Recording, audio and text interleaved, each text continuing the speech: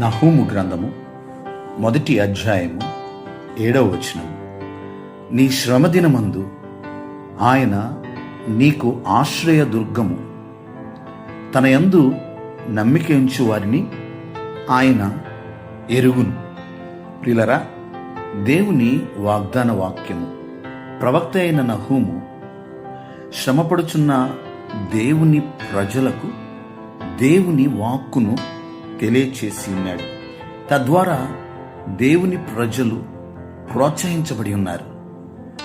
ఈ రోజున శ్రమలను నీవు ఎదుర్కొంటుంటే ఈ వాగ్దాన వాక్యము ఈ దినమున నిన్ను బలపరుచుచున్నది.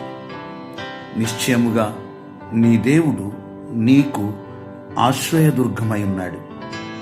తన యందు నమ్మిక ఉంచిన వారిని ఎన్నడూ ఆయన ఎరుగననడు. ప్రార్థన. సకల ఆశీర్వాదములకు కారణభూతుడా మా దేవా, మీకు వందనాలు, స్తోత్రాలు. నీ జనులైన ఇశ్రాయేలు ఎడల నీవు కృపను చూపించి వారి శ్రమదినమందు మీరు వారికి ఆశ్రయదుర్గముగా ఉన్నారు. అయ్యా, నేను నిన్ను ఎరుగుదును అని వారిని పేరు పెట్టి పిలిచారు. ఈ రోజున ఈ వాగ్దాన వాక్యం విని ప్రార్థనలో ఏకీభవించిన ప్రతి ఒక్కరి ఎడల ప్రభువా, మీరు ఆశ్రయదుర్గముగా ఉండమని ప్రార్థన చేయించున్నాను. అయ్యా, మమ్మల్ని మీరు పేరుతోనే ఎరిగి ఉన్నందుకు వందనాలు, స్తోత్రాలు. ఈ దినమంతా మీ సన్నిధి తోడుగా ఉంచండి.